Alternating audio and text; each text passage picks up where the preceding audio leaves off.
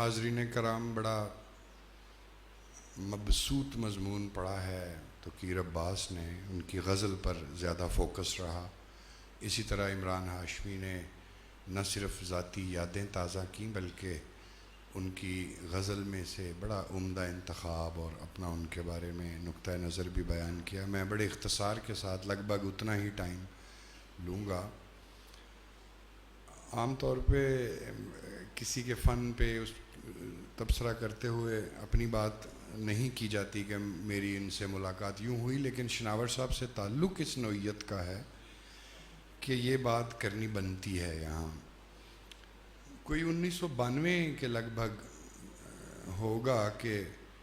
ادھر شیراں باغ کے ساتھ ایک لائبریری ہوتی تھی، دین محمد لائبریری، وہاں نشست ہوا کرتی تھی اور اس میں شناور صاحب کبھی کبھی تشریف لاتے تھے۔ جس چیز نے سب سے پہلے متاثر کیا وہ ان کا شاعری کے بارے میں تجزیاتی انداز، جس میں پھر وہ پے در پے حوالے بھی دیتے تھے غزل کے، نظم کے۔ اس کے بعد ایسا ہوا کہ مجھے بعد میں کہیں پتہ چلا کہ جیسے میں حضرت علامہ سید ماجد الباقری سے اصلاح لیتا تھا، ان کے گھر جاتا تھا، تو پتہ چلا کہ شناور اسحاق صاحب بھی انہی کے ساتھ سلسلہ تلمذ رکھتے ہیں۔ تو ایک طرح کا احساس تفاخر ہوا۔ پھر یہ کہ ہاں جی، پیر بھائی ہو گئے۔ پھر کہیں بعد میں ڈاکٹر وزیر آغا سے تذکرہ سنا۔ اس دوران ظاہر ہے ملاقاتیں تو ہوتی رہیں، لیکن اتنی جلدی یہ دوستی کا رشتہ باندھتے نہیں ہیں، یہ ذرا تاخیر کرتے ہیں۔ تو ان مطالعہ بھی کرتے رہے ان کی غزلوں کا۔ بنیں گے کن صحیفوں کے فسانے بادشاہا، یہ میرے رائے گاں ہوتے زمانے بادشاہا، دعا ہوتی ہوئی عمروں پہ مٹی ڈالتا جا، چلیں تا حشر تیرے کارخانے بادشاہ۔ تو اتنے دستے بے آواز میری تسبیح میں گندم کے دانے بادشاہ۔ اچھا حاضرین کرام، ہر شاعر کا فکریات مسئلہ نہیں ہوتا، وہ ایک کرافٹ کے طور پہ تو شاعری کرتا رہتا ہے۔ جیسے شناور صاحب کوئی ذہین آدمی خراد کا کام سیکھ لیتا ہے، اس میں سوتروں تک بھی پیمائش کرنی ہوتی ہے، بڑا باریک کام ہے وہ، تسی تو جانتے ہو۔ تو تفکر کو، تدبر کو، مطالعے کو، اچھا وجودی فکر کو، وجودی کیفیت کو، یا زمانوں کے اندر انسان کے فکری سفر کو، جسے ہم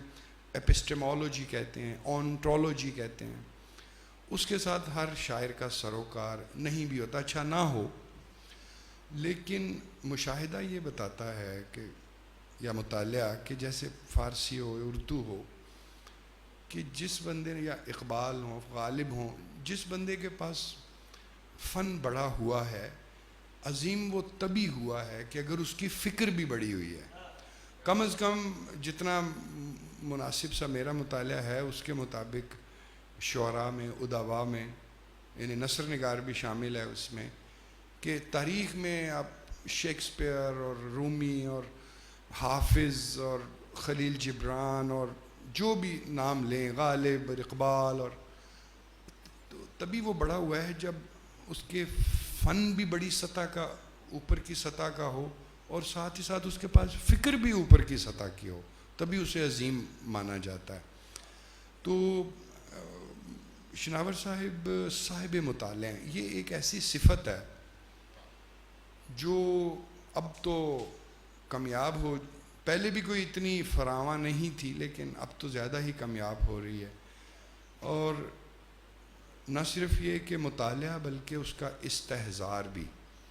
عموماً یہ ان کو سینکڑوں اشعار یاد ہوتے ہیں جو کسی بھی موضوع کی مناسبت سے سناتے ہیں، اقتباسات یاد ہوتے ہیں، مشاہیر کے نام یاد ہوتے ہیں، مشاہیر کی کتابوں کے نام، ان کے کام، ان کا جو مجموعی نقطہ نظر ہے، یہ سب ان کے ساتھ مکالمت جب کی جاتی ہے تو پتہ چلتا ہے کہ کس قدر صاحب مطالعہ. اب وہ مطالعہ جب کنڈینس ہو کر، بعض صورتوں میں کمپریس ہو کر جب ان کی شاعری کا حصہ بنتا ہے تو پھر آپ بہتر سمجھ سکتے ہیں کہ پھر اس طرح کے مضامین وجود میں آتے ہیں جس طرح کا توقیر عباس نے لکھا کہ ہمیں اس کی کشود کی ضرورت پڑتی ہے، اسے پھیلانا پڑتا ہے. تو غزل پر چونکہ بات ہو چکی ہے، میں چھوٹی چھوٹی دو باتیں کرنا چاہتا ہوں. ایک تو ان کی نظم نگاری پر جس میں اب نثری نظم بھی شامل ہے، اور دوسرا جو ان کی تازہ ترین کتاب ہے صحبت آدمی مبارک ہو، جو ان کی کچھ یادداشتوں اور کچھ خاکوں پر مشتمل ہے. اچھا، نظم میں جہاں میں مطالعے کی بات کر چکا ہوں، اردو نظم کے اوپر ان کی آغاز سے لے کر، اور خاص طور پہ جدید نظم میں رفیق سندیلوی ہوں یا علی محمد فرشی ہوں، نصیر احمد ناصر ہوں، سعید احمد، انوار فطرت، یا اگر تھوڑا سا اختر حسین جعفری، خالد احمد، سب کے اوپر ان کی ایک نظر ہے اور ان کا ایک نقطہ نظر ہے. اچھا، نظم جب ان کے ہاں آتی ہے تو ایک عمومی رویہ جو میں نے دیکھا کہ اختصار مائل نظم لکھتے ہیں، نثری بھی آزاد بھی، کوئی بہت زیادہ طویل یا پھیلا کر لکھنے کے قائل نہیں ہے. اور مجھے لگتا ہے کہ جیسے ڈاکٹر وزیر آغا کا ان کی زندگی پر بہت اثر ہے، ان کی جو نظریہ نظم ہے اس کے بارے میں بھی ظاہر ہے ایک اتفاق کی صورت پائی جاتی ہے. تو ان کی نظم میں اسی طرح کا سبک پن ہے، کوئی بہت بوجھل نہیں ہے، جو اپنے ساتھ لے کر چلتی ہے، اور معنی کی جو ہے وہ اس کی ترسیل کرتی بھی ہے لیکن ملفوف انداز میں. مطلب ایک نظم ہے وہ اکیری ہے، آپ نے پڑھی، اس کے معنی سمجھ آ گئے. مطلب ایک بات شناور صاحب ہی کیا کرتے ہیں کہ نظم میں صرف معنی نہیں ہوتے، معنی کے سوا بھی بہت کچھ ہوتا ہے، بہت کچھ ہوتا ہے. مطلب آپ اس میں کیفیت کشید کرتے ہیں، اس میں مناظر ہیں، اس میں زبان کی تخلیقی جہتیں ہیں، زبان کا تخلیقی استعمال ہو سکتا ہے، اس میں امیجری بڑی اچھی ہو سکتی ہے، اور پھر مل جل کے ایک جو معنی کا میں کہوں گا کہ خاکہ بنتا ہے یا ہیولہ بنتا ہے، وہ بھی سیال ہوتا ہے، کیونکہ تناظر کے اعتبار سے معنی بدلتے ہیں، زمان کے اعتبار سے معنی بدلتے ہیں. تو ایک اچھا شاعر، بڑا شاعر اپنی نظم کو اس قرینے سے احاطہ تحریر میں لاتا ہے، اس کو تخلیق کرتا ہے کہ اس میں تہ در تہ معنی کی صورت پیدا ہو، اور وہ شناور صاحب کی نظم میں ہمیں ملتی ہے. کوئی اتنی توقع نہیں کر رہے تھے ہم کہ نثری نظمیں بھی یہ اپنے مجموعہ کلام میں شامل کریں گے، ایک مدفون آدمی کی ڈائری میں، اور ایک اچھی تعداد میں اور بڑے شاندار انداز میں انہوں نے نثری نظم کو بھی نہ صرف یہ کہ اپنایا، اس کی تصدیق اور توثیق کی، بلکہ خود بھی اس میں تخلیقی طور پہ کنٹریبیوٹ کیا. اس سے پہلے کہ میں صحبت آدمی پر 2-3 جملے کہہ کے بات ختم کروں، کسی بھی تخلیق کار کو یا مصنف کو کہہ لیں، چاہے وہ تالیف ہی کیوں نہیں کر رہا، پڑھتے ہوئے کہیں ہمیں یہ دیکھنا پڑتا ہے کہ ایدا مسئلہ کی ہے، اینو پرابلم کی ہے، ایک ہی چاندہ ہے. مطلب کہ اس کو کانٹا کس نوع کا چبھا ہے، اس کا درد کس طرح کا ہے، اور کیا جو یہ باتیں کر رہا ہے یہ واقعی اس کے تخلیقی ذوقی وجود کا حصہ ہیں یا پھر کچھ فیشنی انداز اختیار کیا جا رہا ہے. یہ بھی ہے نا، ایک کچھ لوگ فیشنی طور پر مارکسسٹ بن گئے، فیشنی طور پر فیمنسٹ بن گئے، گھر آگے اپنی عورت کو، اور باہر فیمنسٹ ہیں، اپنی عورت کے ساتھ اچھا سلوک. تو ایک تو یہ کہ اس میں اخلاص فکر کتنا ہے، کتنا وہ بندہ مخلص ہے اپنے، اور دوسرا یہ کہ اس کی جو اس کی سوچ کا، اس کی جو فکر کا بنیادی مرکز و محور ہے وہ کیا ہے. تو مجھے یوں لگتا ہے کہ شاید شناور صاحب کے ہاں جو انسانی وجودی صورتحال ہے اس کا جو عہد بعہد اظہار ہے اور جو ذہن انسانی پر صدیوں سے توہم کا قبضہ رہا ہے، اور آپ کہہ لیں وہ مائتھولوجی ہے، آپ کہہ لیں وہ تھیولوجی ہے، آپ کہہ لیں کہ وہ انسان کے حقیقی زمینی مادی مسائل کا ماورائی حل ہے، یا کچھ بھی کہیں. یہ میرے خیال میں شاید یہ وہ مرکزی نقطہ ہے، پلس ظاہر ہے جمالیات اور حسن پسندی اور شعر کاری، اور وہ تو سارا کچھ ہمارے ساتھ ہی ہوتا ہے. تو جو کچھ بھی ان کی تفکر کا، تفحص کا، تدبر کا نتیجہ ہے، وہ سب کا سب ایک برتر سطح کی کرافٹ کے. اصل میں کرافٹ پہ بہت باتیں کی ہیں توقیر نے، مطلب تشبیہ ہے، استعارہ ہے، جو یہ خاص طور پہ استعارے کا یا کنیکشن کا ایک نیا نظام وضع کرتے ہیں، اس پر بھی گفتگو ہو چکی. تو میں تو ان کی جو فکر کا خالص پن ہے اور وہ واقعی ان کے اندر کا حصہ ہے، اس کو انجوائے بھی کرتا ہوں، اور ان کی تخلیقات پڑھتے ہوئے اس کو ڈھونڈنے کی بھی کوشش کرتا ہوں کہ کہاں وہ والا شناور صاحب والی یہ بات. جیسے ابھی جو سوچتا ہے وہ ایک دن یقین سے جاتا ہے، جو یہ شعر پڑھا گیا ہے. تو یوں لگتا ہے کہ ہم سب اس عہد میں 21ویں صدی کا ایک ربع گزر چکا تقریباً. تو انسان شاید مکڑی کے اسی جالے میں قید پاتا ہے خود کو، جسے توہم کہہ لیں، اساطیر کہہ لیں. لیکن ایسے لوگ جو فکر کے نئے چراغ جلاتے ہیں، جو سوچنے کی روش اپناتے ہیں، اور جو یہ بتاتے ہیں کہ آپ بہت ساری زنجیریں، بہت ساری تہدیدات اس سے باہر آ سکتے ہیں اگر آپ خالص تفکر، انسان دوستی، محبت، رواداری اور انسانی عظمت پر اپنا یقین قائم کریں. اب مجھے یاد نہیں آ رہا کہ یہ بات پروٹاگورس نے کہی تھی یا وہ ڈیموکریٹس نے کہی تھی، کسی یونانی نے، کہ human is the measure of all things. Human is the measure of all things. جو چیز بھی جو ہم نے کوئی ضابطے بنانے ہیں، قانون بنانے ہیں، سماجی اقدار وضع کرنی ہے، اس سب کا پیمانہ ایک ہی ہے، خود انسان کے پیمانے، اس کی اقدار اس کے اندر سے پھوٹنی ہے. مجھے ذاتی طور پہ یوں لگتا ہے کہ شاید ہمارے آگے جانے کا راستہ یہیں سے ہے، امن کا راستہ ادھر سے ہے، محبت کا راستہ ادھر سے ہے، انسان سے پیار کا راستہ اور انسانی وقار کا راستہ وہ یہیں سے نکلتا ہے. اچھا، صحبت آدمی مبارک ہو. ایک تو اس کا پہلا حصہ جو ہے وہ ہے کہ 1990 کی دہائی کا گجرانوالہ، مطلب ان کی تحریر. اچھا، جو جاذبیت ان کی شاعری میں ہے، لگ بھگ ویسی ہی جاذبیت ان کی نثر میں. اور نثر ظاہر ہے ایک اپنا انداز رکھتی ہے، وہ ایک صنف سخنی الگ ہے، صنف ادبی الگ ہے. تو اس کے باوجود ان کی نثر پڑھتے ہوئے ایک ایسا پرلطف تجربہ ہوتا ہے جمالیاتی. اس میں تخلیقیت بھی بہت ہے، اس میں جا بجا اشعار آتے ہیں، مقولے آتے ہیں، حوالے آتے ہیں، اور ان کو ایسی روانی میں پرویا ہوتا ہے کہ آدمی کو پڑھ کر لطف آ جاتا ہے. مطلب میں یہ سمجھتا ہوں کہ چلو شاعری تو ان کی ہے ہی ہے، لیکن نثر میں جو انہوں نے کمال کیا ہے وہ کچھ ایسے کہ بہت سی شخصیات جیسے ڈاکٹر ابرار احمد ہیں، ڈاکٹر وزیر آغا ہیں،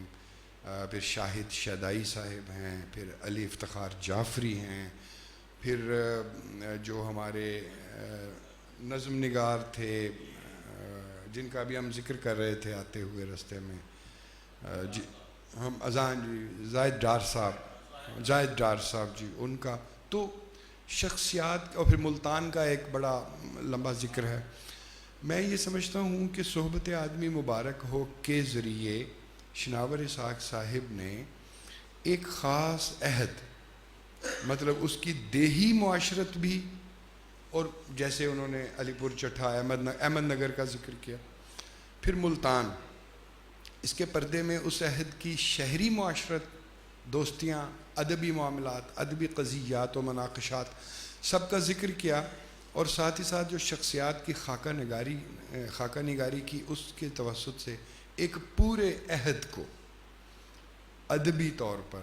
کامیابی کے ساتھ اور خوبصورتی کے ساتھ اپنی کتاب صحبت آدمی مبارک ہو اس میں جمع کر دیا ہے۔ اور یہ اس کتاب کو یوں سمجھ لیجئے کہ پڑھنا اس لیے بھی پرلطف تجربہ رہا کہ بہت سارے مقامات، میرا تعلق بھی گجرانوالہ سے ہے، اسی روڈ پہ میرا گاؤں ہے، جہاں اس سے ذرا آگے شناور صاحب کا گاؤں ہے،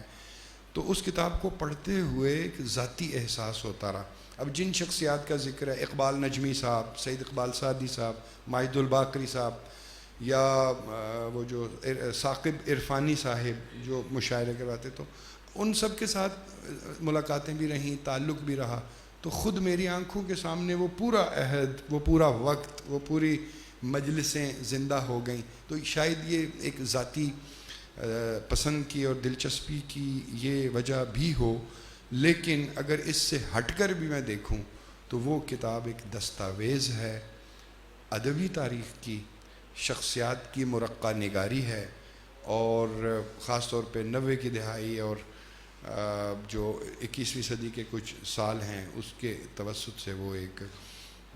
ادبی تاریخ بھی مرتب کرتی ہے۔ تو مجموعی طور پر ہم کہہ سکتے ہیں کہ شناور اسحاق صاحب نے اب تک کا شعر اور نثر میں جتنا کام کیا وہ ایک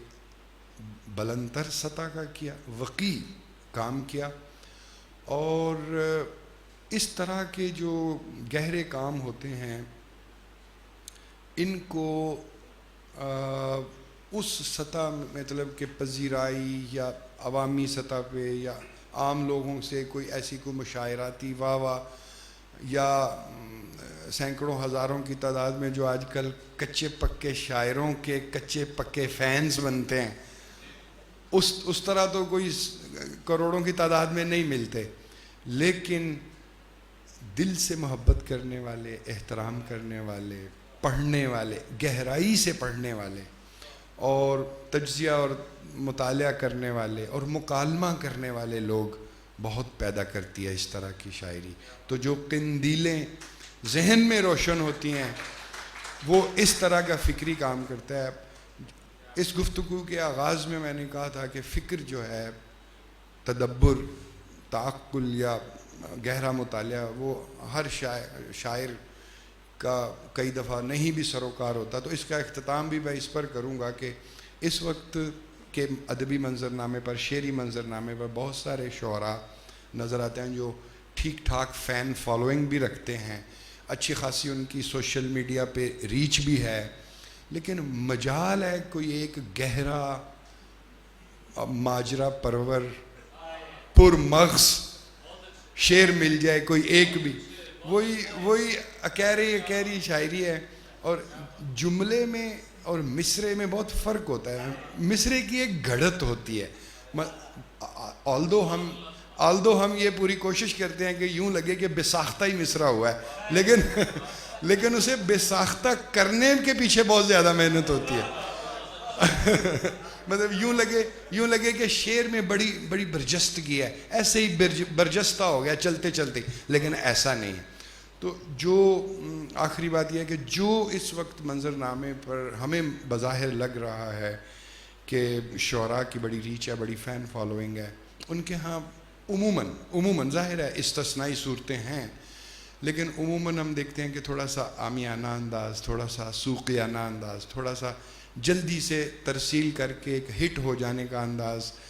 وہ مرغوب ہوتا جا رہا ہے، اور یہ نامناسب سی بات ہے، کیونکہ شاعری ایک سطح، ایک ترفع کا نام ہے، ایک رفت کا نام ہے، اور اس طرح کی جو ہمیں گہری شاعری، مطلب میں آرام سے چند نام لے سکتا ہوں، جیسے ذوالفقار عادل ہیں، جس طرح کاشف حسین غائر ہیں، جس طرح اپنے شاہد ذکی ہیں، افضل خان ہے، مطلب اور پھر ان سب سے الگ ایک انفراد لے کر ہمارے شناور اسحاق صاحب ہیں کہ جن کی یاد میں ہم یہاں، جن کے جشن میں ہم یہاں ان کے ساتھ شریک ہیں، اور ایک بہت ساری نیک تمنائیں آپ کے لیے، اور اسی طرح لکھتے رہیں جتنا بھی وقت آئے، اور ہم آپ کے مداح بھی ہیں اور آپ کے محبین بھی ہیں.